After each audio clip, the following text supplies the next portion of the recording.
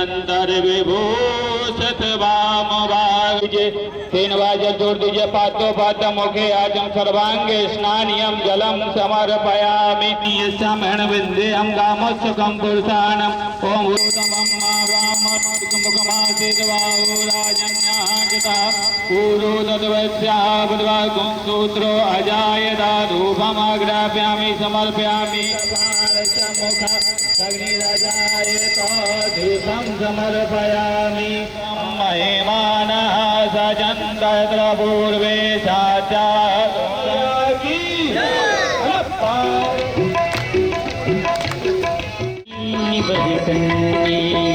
गंगास्तवमयी ममलं नीतं पठति नरो यत्तः जगति सर्वं येषां हृदये गङ्गाभक्ति तेषां भवति सर्वदा सुखमूर्ति मधुराकान्ता पूज्यति कामी परमानन्दं कलितलिताभि देवी Sureshwari.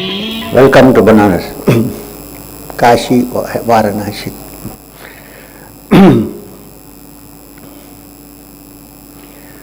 Om Sarve Bhavantu Sukhinah, Sarve Santu Niramaya, Sarve Bhadrani Pashyantu, Ma Kaschid Dukhavat Bhavet, Loka Samasta Sukhino Bhavantu. So, we have 3 days or 2.5 days, 3 days. And since we are sitting in Varanasi, Asi Ghat on the left and Manikarnika on the right. Am I right or my direction is wrong? And the Ganga behind us. So, to start with for today's satsang, I'm going to start with the traditional Guru Mantra which we have, and then go over to the understanding of the meaning of Shivam. Shivam. So, the traditional mantra which we use for, I'm sure some people are wondering why I'm kind of slow today. That's the mood of the city of Banaras. पानी में भी भांग है यहाँ, इससे सब लोग ऐसे मस्त रहते हैं, आराम से laid back. The city, you enter from a busy street to the banks of the Ganga. So, that's why I'm also a little slow today. If you ask me honestly, instead of talking, I would rather sit quietly and look at you. You look at me, I look at you. The power of silence, and we go back. But then you'll say we've come all the way with great difficulty. So we need to hear what is being said, so I'm going to talk. The mantra is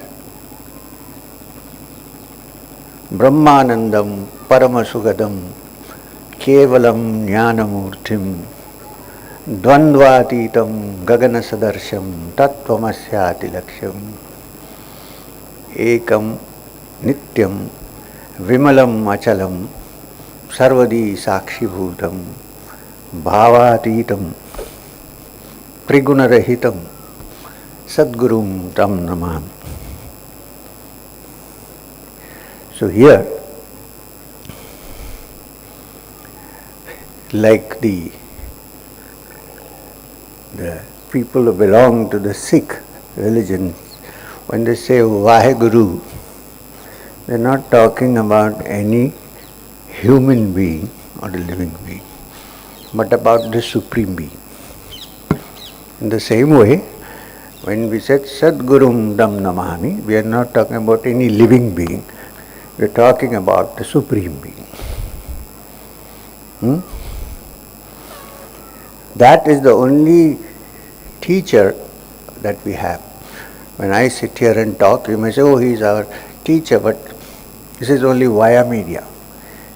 The real one is that which pervades everything, everywhere, and also, especially in the human case, may be able to contact within ourselves. I said may be able to contact because we don't make an attempt really to do that. The inner being is the real Guru. And when you take it off from the limitations of the human mind cannot define that which is infinite. So people have tried, words have been used, but they all fall short. But the good news is that infinite which we try to define and which we are not able to define also happens to be that which is within us. That's the good news. You don't have to search for it anywhere, far and wide. It's right inside the core of our being. This is the good. Therefore, when you say Brahmanandam, Paramasugadam, Brahmanandam means it's the essence of bliss and happiness. So, do we search for it? Yeah, we do.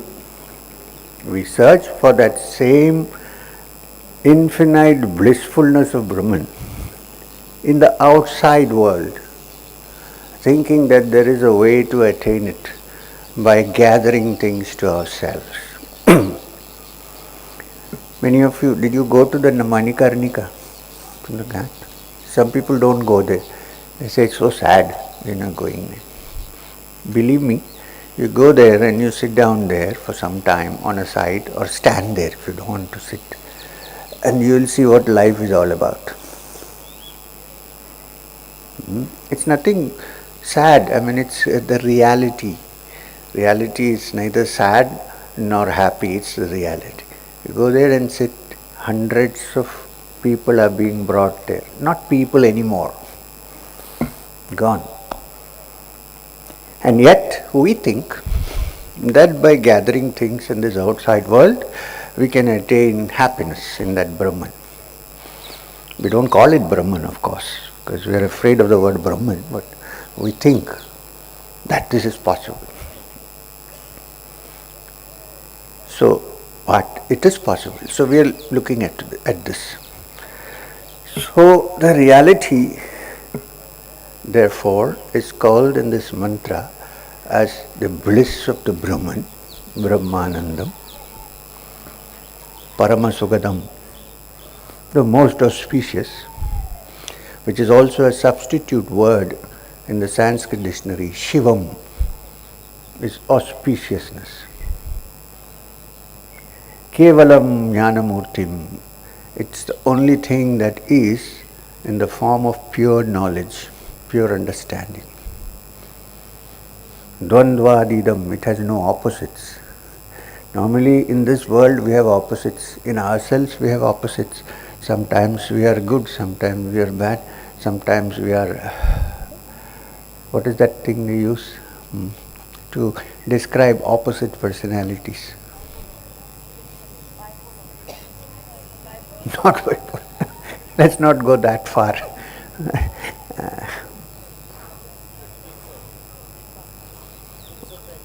No, please, why are we going so far?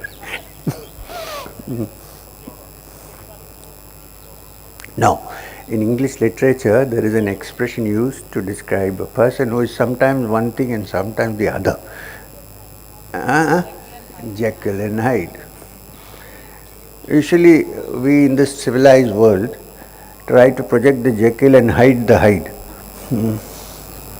So, this is our life. Sometimes we are happy, sometimes there is night, there is darkness, there is life, there is light. Opposites. There is the North Pole, there is the South Pole. Even in magnetism, there is heat, there is cold. These are the dualities. The mantra says, Dvandvatitam, it has no duality, no other sides, no opposites, just one. Even psychologically, sometimes we are happy, sometimes we are not. We are down in the dumps, duality. The mantra says that supreme reality cannot be down and up. It has to be all the time the same. Not has to be, it is. Dvandvatitam. It's also tattvamasya laksham. Its aim to understand in the human mind is to understand that and you are not actually different when you have risen above your dualities. Only then, till then we are different. Once one has risen above the dualities, likes and dislikes, we can't, in this world normally, even if you dislike somebody, you cannot show it, right? You have to say, But the Supreme Reality has no such compulsion, because nobody is going to give anything to him, to that, or take anything away from that. So it's always the same. It has no duality. And it is the essence of our being. Tattvamasi means you are that in some way. It's one of the Mahavakyas of the Vedas, the Upanishads. Ekam, there's only one. Nityam, that which always is, as opposed to that which is here today and gone tomorrow, which is what happens to everything in this world, here today and gone tomorrow. You have M here today sitting in front of, after a few years, gone. Here today, gone tomorrow, impermanent. We like to imbue a permanency into it. Now what will happen if M goes? People will make an image of M or put up a photograph and say, oh, we can talk to him every day in the night. He's coming. Where? He's gone. Satisfaction. The mind likes to be in duality. When we have shed that duality, then there is only one, Ekam. It's from one that this many has come, and it's into that one that the many will finally disappear. Vimalam, the purest, no mala, no dirt, no impurity. Achalam, that which cannot be shaken.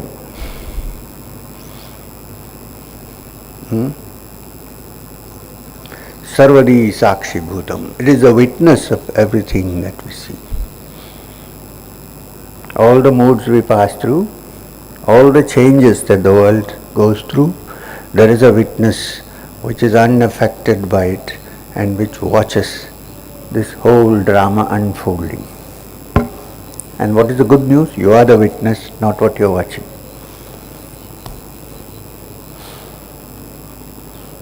Sarvadi Sakshi Bhutam, that reality which is the Sakshi or witness of all that is happening in the world. Bhavatitam, therefore it has no separate bhavas. What is bhava? Feeling. Triguna Rahitam, what are trigunas? Sattva, Rajas and Tamogunas. You know what Sattva, Rajas and Tamoguna mean? Tamoguna is which we pretend we don't have, but most of us have to a large extent, which is inertia, laziness. And lots of people who are so lazy to do anything at all, and instead of saying we are lazy, they say we are in samadhi. I don't practice any. Why? Yeah, I'm always in it. Is it really? Okay. If it is so, good. So, Tamoguna is that inertia, laziness, anger, there are, I don't know, I hope we don't have such people here, but there are some people who get up in the morning, before they go to sleep, if they don't have one negative thought about somebody else, they can't sleep. It's a hobby. The mind is caught in that. This is perfectly what is called as Tamoguna. You ask them to describe some good thing about somebody, they will say, and then they'll say, but tamu. And what is Rajoguna? Rajoguna is activity, the innate impulse to act, to move forward, to work. Now, the best way to get out of Tamoguna is to infuse a little bit of Rajoguna, work, activity. Now, activity can be good and activity can be bad. How do we decide good and bad? Activity which is not harmful to others, activity in which you don't do things like stealing and telling lies, that's also activity to be good, to do good action. Any action which takes you away from just yourself and also considers others becomes good Rajoguna. Otherwise it tilts towards Tamoguna. When Rajoguna is practiced regularly, then it slowly goes into Sattva. Sattva means purity, peace, tranquility. In spite of all conditions, one is still calm and quiet and peaceful and tranquil. The Gita, Krishna defines this in the Gita as Sarvatra Samabuddhaya, keeping the mind tranquil under all circumstances, which is not the case with our minds usually. Right? When for a muni, for a yogi, praise and blame are equal. Tulya ninda stutirmoni, also from the Gita. So, if you can lead a life where you don't care what others think about you, but you know yourself what you are, your moods and your tranquility are not adjusted by what people say or do or think, but by yourself, then you already become half an independent being. You know how our lives are. If you praise me, I am very happy. I am not. I get a little worried. Think there must be something. Anyway, if you praise me, I am happy. If you curse me, then I become unhappy. I don't. This is our life, but normally. Can we, even if somebody calls us an idiot, keep our tranquility? It's an active state. It's not something to be believed in. It's something which can be done, which can actively be practiced on this earth. So when this happens, then the mind is first, it goes from Tamoguna to Rajoguna to Sattvaguna in tranquility. And in that tranquility, it finally escapes and gets out of all the gunas. That's why Gunatita is used. Don't think Gunatita means laziness. That's not the definition. Such a being who goes very close to that supreme reality which is being described understands the meaning of the word Satguru. Sadgurum tam namami. That Sadguru, the supreme being, I bow down to.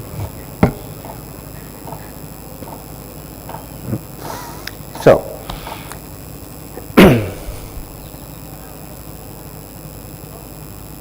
here in the city of Varanasi, it's good to start the first day's satsang with an understanding or a description or a discussion on the supreme reality, which is here expressed as Shivam. Sada Shivam, Paramashivam, Shivam, ultimate auspiciousness. And there is a beautiful mantra used in the Shaivite literature, which is usually chanted when People get into danger, they say, oh, let's chant the Mahamrityunjaya mantra, we may be saved from an accident. Well, I know somebody was chanting the Mahamrityunjaya and got hit by a car, so that's not. Anyway, so why? Because it's called Mahamrityunjaya, that which saves you from death. So there are two things. What is death? And can one be saved from death? That is the question. From physical death, nobody can be saved, today or tomorrow. It happens. You escape today, but tomorrow it has to come. So there must be some other meaning to that. What is the Mahamrityunjaya mantra? Om Trayambakam Yajamahe Sugandhim Pushtivardhanam Urva Rukemiva Bandhanan Mrityor Mukshiyamamritat. So you say, oh, so moksha from Mrityu. Just a minute. First, Om, the Pranava. If you understand the Pranava, Om, then you can understand the rest of the mantra. What is this Om, which all the Upanishads say chant? Even the Sankhyas say chant, who don't believe in any creator God. Patanjali in his Yoga Sutra says chant Om. What is the sound? Is it the name of something or is it a sound? It's a pure sound. It has no denominations. Well, it happens to be in a language which was ancient, in which the rishis taught many things. But the sound of Om is just a sound, it's a pure sound. And this Om has been described very beautifully in an Upanishad which is called the Mandukya Upanishad. The Mandukya Upanishad, I'm trying to explain Om because we have Om Trayambakam Yajamahe or Om Namah Shivaya, but let's know Om before we go to Shiva. Because if you know Om, you have known Shiva. Shivam. So, Om. You all know the normal meaning of the word Om, what people say, A, U and Im, 3 syllables, that is creation, preservation, destruction, the whole process together. The Mandukya describes Om in a completely different way. It says, Om, which is divided into 3 syllables of A, U and Im. The first syllable A represents the waking state of consciousness in which all human beings are when you are awake. Are we in that? I don't know. Is it too boring that you would have gone to the next avastha? That's called a Jagrita avastha. Wakefulness. Now look at this. Wakefulness is common to all human beings. You can be small, big, man, woman, anybody, but wakefulness is there for all of us. It's a common factor. Because your name belongs to something else, some other religion, you will still awake, right? It's a common state for all human beings. Wakefulness. Whether you are a woman or a man or a woman with menses, not allowed to go near God, then also. Stupid thing actually. Anyway, so everyone, common factor is wakefulness. Then that's A. And then what's U? U, the sound in the middle, represents the dream state. And we all know what dreams are. Common factor. Both night dreams, as you know, many of us have a lot of day dreams also. So dreaming is well known to us. And it's a common factor for all human beings, no matter which party you belong to. I'm sorry, why are we discussing that? Dream state. Now, in dream state, I'm describing the Om, so please listen carefully. Dream state is a very peculiar state. When we dream, our eyes are closed, right? We are in darkness. But the dreams are always lit up, illumined. So the dream state, which is Sapnavastha, is also called the Tejasa, which means that which is lit automatically, spontaneously. And in the dream state, it's very interesting to note that when you dream, the dream is so real that you won't believe you're dreaming. When you wake up, you would say, this was a dream. If a tiger chases you in a dream, what happens? You run for your life. And then you wake up, and you're still looking, and there's no tiger, it's gone. Then you say, that was a dream. It's so real that your heart is still thumping. You might be breathing hard. This is the dream state, common to all. In this case, there is a very interesting story that the great King Janaka, who was the father of Sita, once had a dream that he had become a beggar.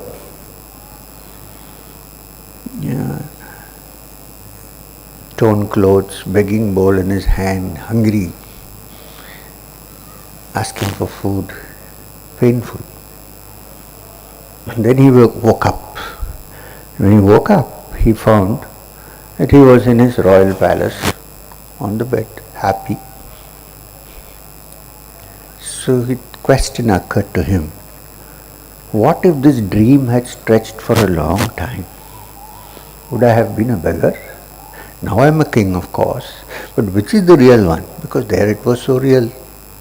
Am I really a beggar, or am I really a king?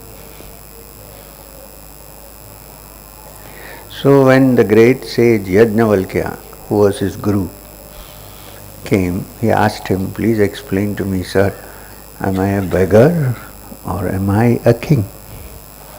And then the whole description of Yajnavalkya, who says, well, neither this is real nor that is real, because both are changing. When you are in a dream, the waking state is unreal. When you are in so-called waking state, then the dream state is unreal. So they are relatively real, but therefore they can be absolutely not real.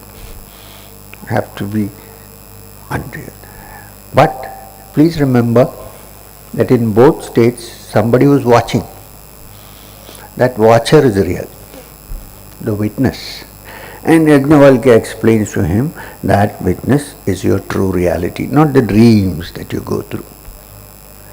The waking dreams and the sleeping dreams, both.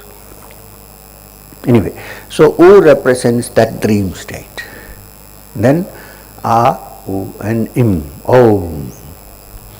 Om, when you say Om, you need to repeat another word, you need to say another word, you have to open your mouth again.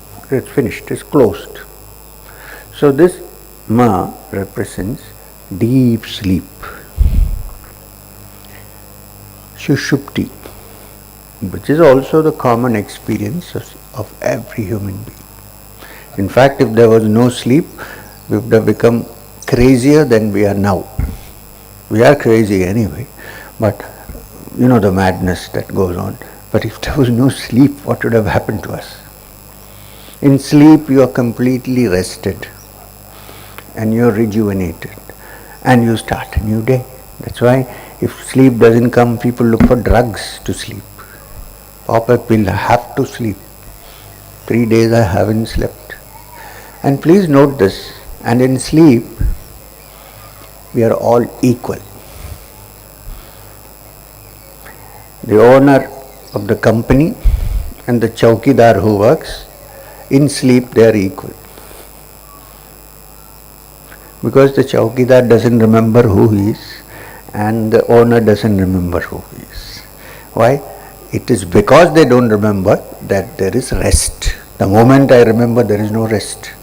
I'm M, so I have to do correct things, No peace. If I don't remember, then there is peace. Which is why deep sleep is so peaceful, because you don't know. You have no differences of opinion with anybody. You have no quarrels with anybody. You actually don't know where you are and what you are doing. The Upanishad describes it as there is no inner cognition or outer cognition, or a conglomeration of the two. None. Deep sleep. And that is represented by the sound, the syllable ma, om. So if that was all there is to it, then we have to do nothing, wake, dream, sleep. But it's not so.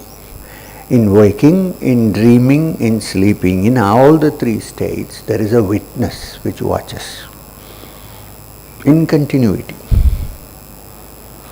If you say in deep sleep there is no witness, you're mistaken. At that time you are not aware. Yes. When you are deeply asleep, you don't know. You don't even realize where you are or what you are. You exist at all. But when you wake up, when I wake up, I say, that was a wonderful, blissful sleep. So therefore, there was somebody there who was feeling the bliss, but at that time, one doesn't remember. I sometimes wonder how wonderful it would be if in deep sleep the witness woke up and said, that's called Turiya.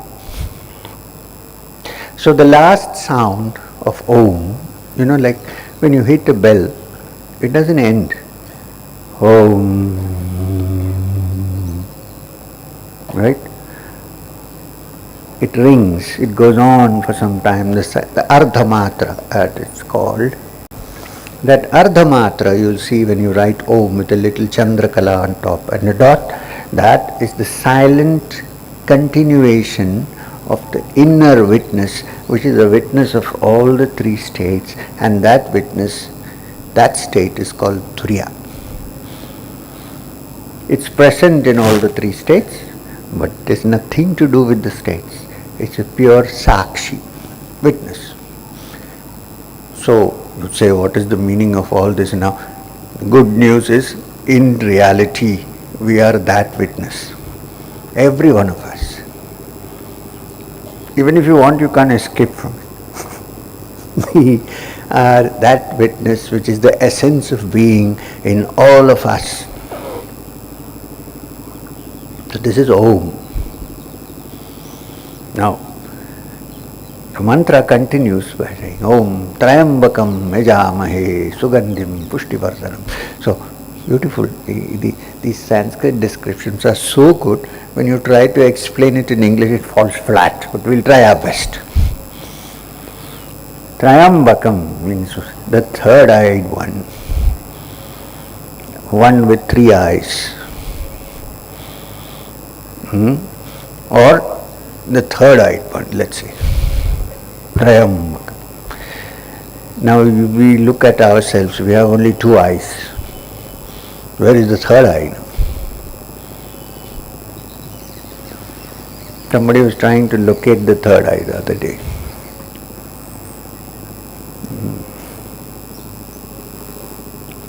When we got married, when I got married, somebody sent us a book which said how to open the third eye, and my wife thought it was a joke. Anyway, so the third eye. If you see a pictorial representation of Shiva, you will see that two eyes which we all have are closed, and there is something here which is open. The third eye. Now, in the practical course of the training in meditation, when we need to touch our inner source, which is the witness of all that happens in all the three states, the center that we usually fix our attention is Ajna.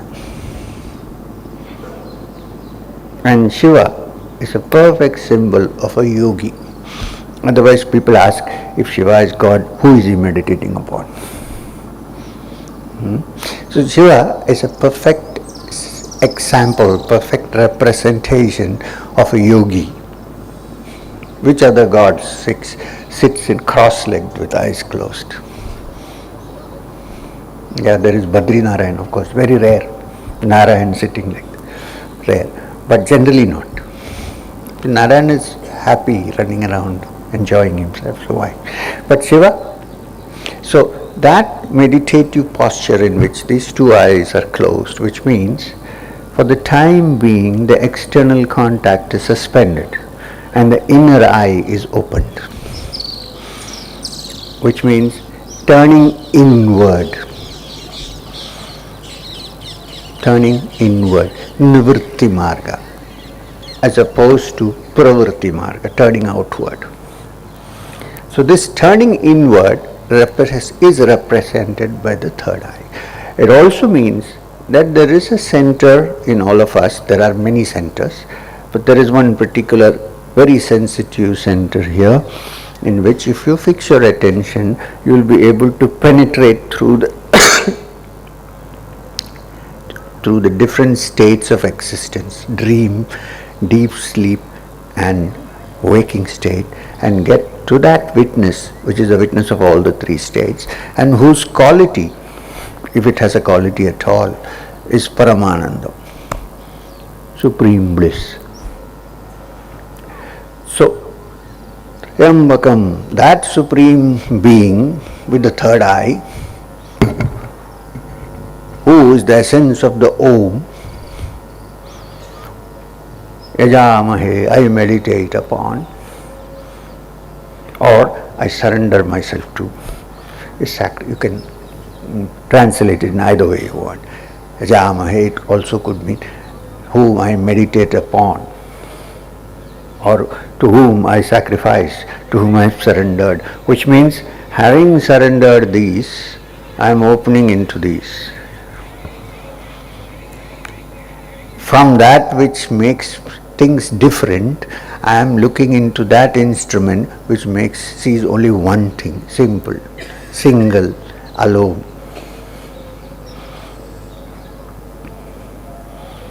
And Sugandhim Pushtivardhanam, and the fragrance of that supreme reality is something which cannot be described by any known fragrances, including the attar which some good friend rubbed on my hands today morning. Still smelling. So, that Sugandha is totally different from any Sugandha, any fragrance that you know of. In fact, if you go deeper and deeper into your inner self, and you turn within and go, actually the yogi experiences many fragrances. But don't think on the third day of meditation there is a fragrance coming. Check your neighbor, he might have lit an agarbatti. So watch out. Yeah. So this third eye, which is the Trayambaka, it is described in the Bhagavad Gita as the Bhru Madhya, between the eyebrows, middle of the eyebrows. These people are quite happy always. So, third eye or fourth eye.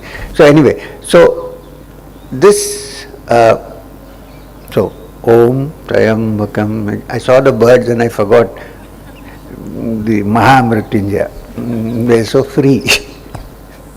So, Om Trayambakam Yajamahe Sugandhim Pushtivardhanam, and Pushtivardhana means increasing your pushti, which means strength, energy, everything together, put together, vitality, pushti.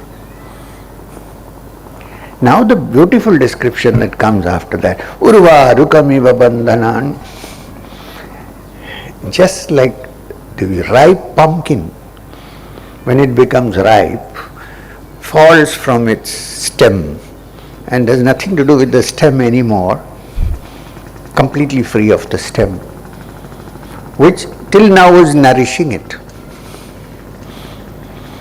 Urva Rukamiva Bandhanan, breaking all the bondages of the stem that was holding it together, it has fallen. In the same way, O Supreme Reality, make me, my mind, free of all the stems that were tilled. May I be independent and like a falling pumpkin, may I become separate. How? May I be freed from death. Mukshiyama amritat. From mrityu, may I get moksha.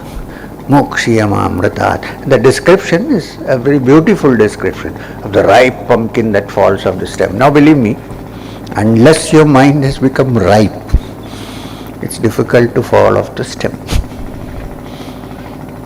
So, all our spiritual practices, all our sadhanas, whatever we do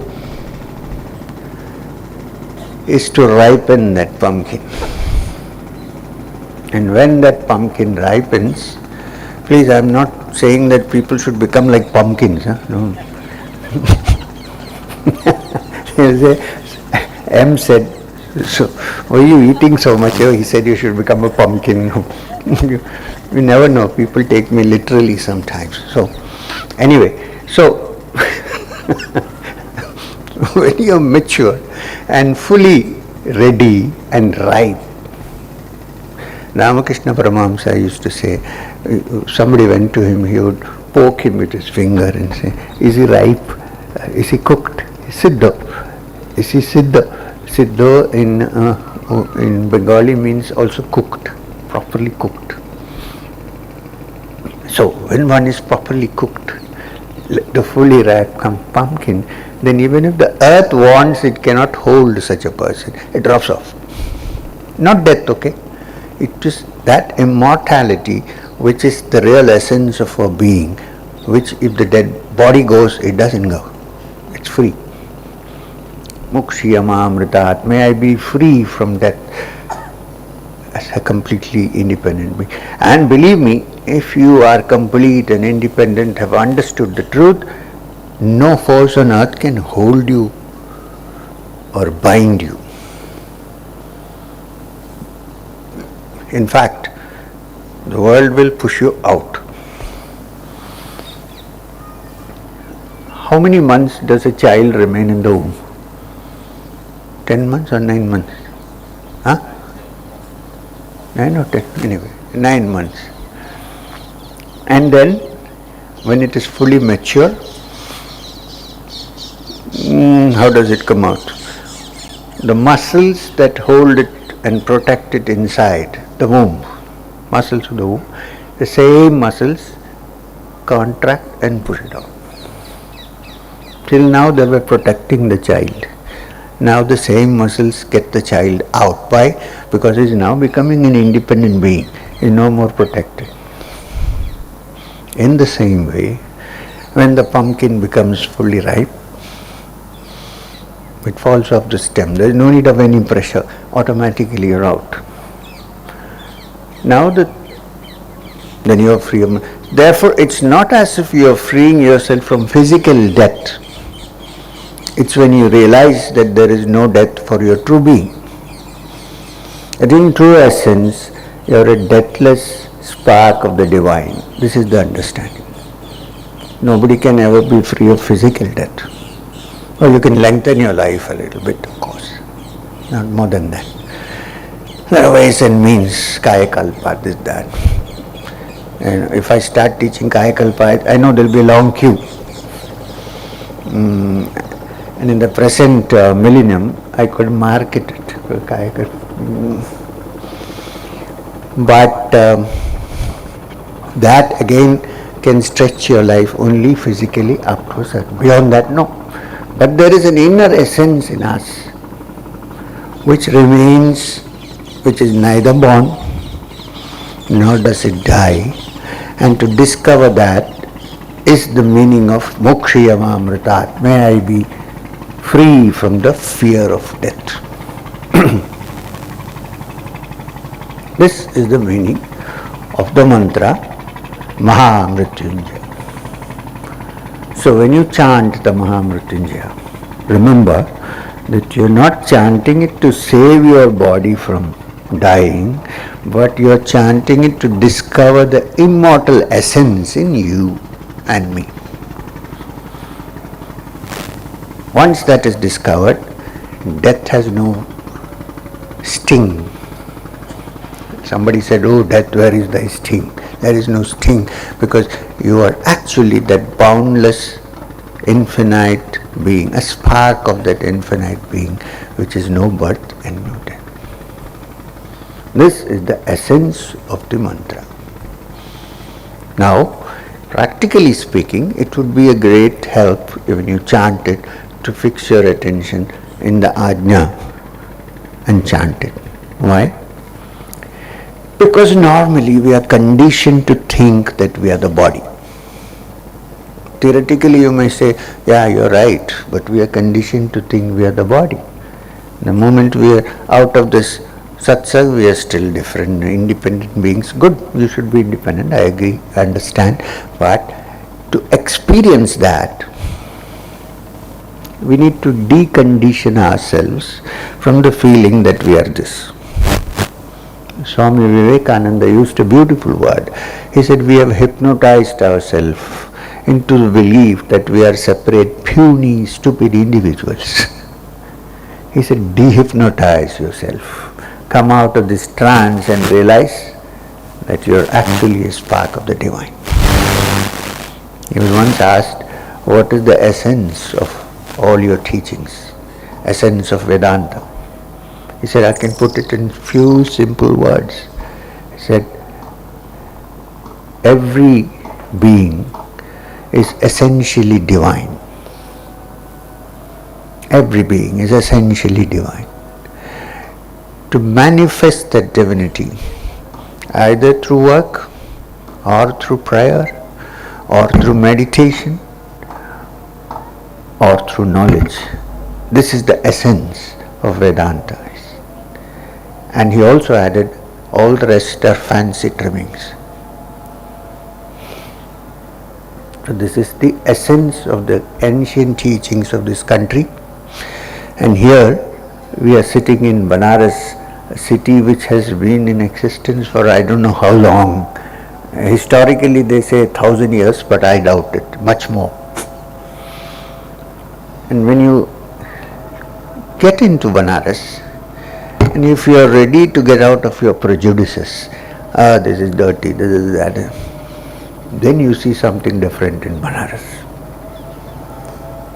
Kashi is called the city of light. If you need to see the light, first we need to decondition ourselves. Free from all the preconceived ideas stuffed into us.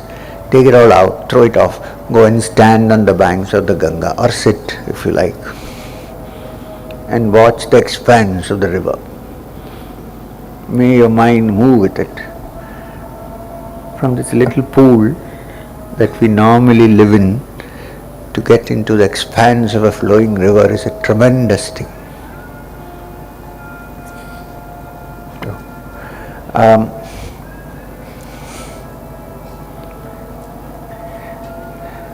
From all sides people are, anyway. Let it finish, or shall we continue? This is also Banaras. Anyway, so what did I say? Air condition. So this deconditioning of the mind is a process that begins by first understanding that it is conditioned. If you don't know that if it is conditioned and carry on with life saying, oh, first we have to discover, yes, we are conditioned. Every one of us comes with a baggage, including me. Everybody comes with a baggage. And this baggage is our conditioning. Is it possible to throw the baggage? Now to throw the baggage, first you should admit that I have a baggage, right? If I don't admit that I have baggage, how will I throw it away? So first thing is self-study. Now self-study doesn't mean to sit down and say, I am the Brahman, I am the Supreme. This is not, you don't know. This is what you are repeating from what somebody said. Is it possible to sit down and close your eyes and say, who am I, who am I, who am I, and find out who I am? It's a chant. It doesn't mean anything. Who am I is a discovery of what is my essence. It's not a chant. It's very funny. I was a very small boy, a man from Trivandrum, where I was born, not a Marxist, normal man. He was a businessman, he was a contractor, construction man. So he suffered a lot of losses and he was in bad shape. So somebody told him, there is a great saint living in Tiruvannamalai. If you go there, Ramana, and take his blessings, your future is going to improve. Poor fellow didn't know what Maharshi was doing or who he was. So he went there and he went to Maharshi. There was a long queue of people going. He went to him and he said, Maharshi, I am a businessman. I have lost everything. Please bless me so that I can, my business. Maharshi was quite astounded because nobody went and asked him how to improve their business and so on. So he asked him, he told him, who is suffering the loss? Find out first. Who are you? And the guy got so angry. He said, what is this? I have travelled all the way from Trivandrum to come to this place and you have to find out who I know who I am. My name is Bhaskaran Nair. What the hell are you talking about? That's not the meaning of who I am. Who I am means how to figure out what our conditionings are, which we are born with, what is the baggage that we carry, and how to understand that once you clear this baggage, there is one innate element in us which is the same in everybody else. This is the meaning of understanding oneself. Not from day one saying, I am the Brahman. You are hypnotizing yourself to think that you are the Brahman. You are not. If you are the Brahman, would you stand near a rushing train? Because you are the Brahman. Nothing will happen? No. Yeah, ultimately you understand that. The Veda Vakya is Aham Brahmasmi, agreed. But most people who say Aham Brahmasmi are filled with so much pride. I am the Brahman. That's not. See, first realize one's limitations, understand oneself, look at the prejudices we have, the conditionings we have, can we get them out? Once you get them out, then something shines in us which is the essential reality, and that essential reality is by its very nature Purna, complete. We don't know it that we are Purna because we are incomplete. We think we are. But in true essence, we are a spark of that Purna, therefore we are also Purna. Which is why the Upanishad said, Purnamada, Purnamidam, this is also Purna. But at the moment, because of this baggage that we carry, these differences that we have, these conditionings that we have, we don't realize that we are actually that Purna, which is also this Purna. Completeness. And not knowing this, we try to complete it through doing various things, gathering things. When the Upanishad says, Tena tyaktena bhunjita, let go and rejoice. But we won't let go. I won't let go many things. Not me, imaginary person I'm talking about. This person died long ago. But I'm not ready to throw away anything. And in that, I want to become the Supreme Being. Not possible. So, we have today discussed the Mahamrityunjaya mantra. So if you understand this and carefully look at it, try to figure out how to get there, then you are free of death.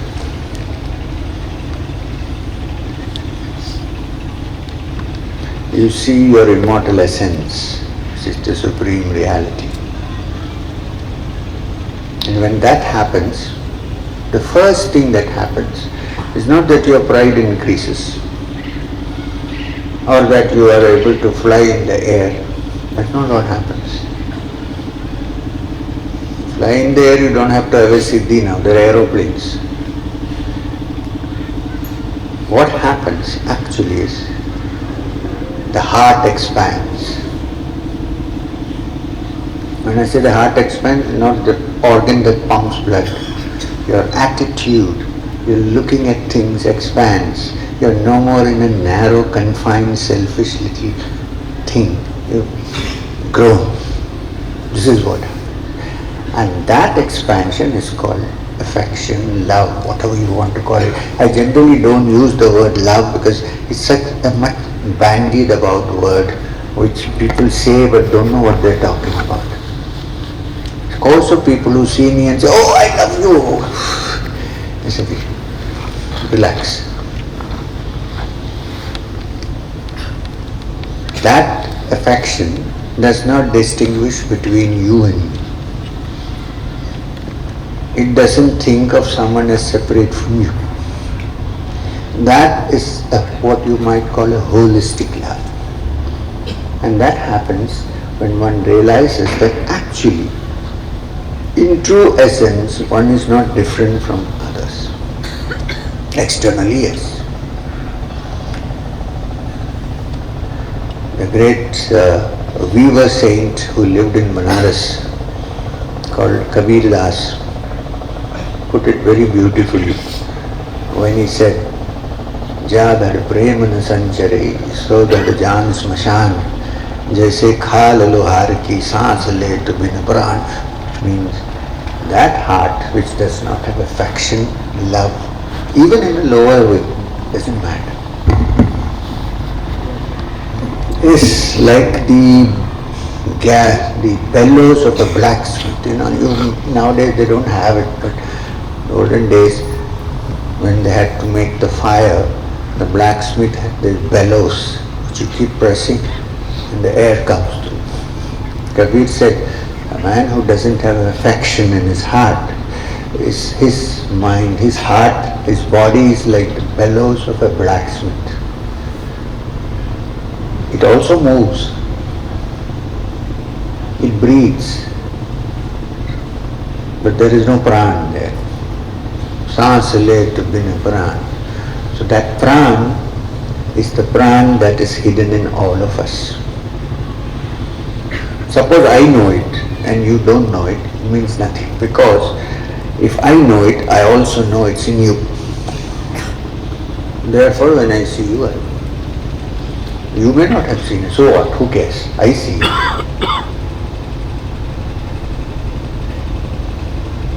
And when this happens in a human being, anyone who comes in contact with such a human being feels that there is something different. We don't know what, we can't put our finger on it, but there is something.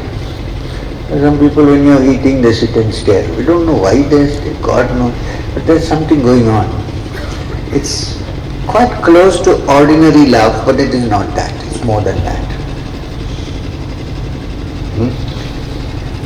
Even in ordinary love, nobody knows what it means. Well, you can explain it, say it's hormonal, but really nobody knows what it means. Two young people standing in a bus stop and staring at each other for an hour.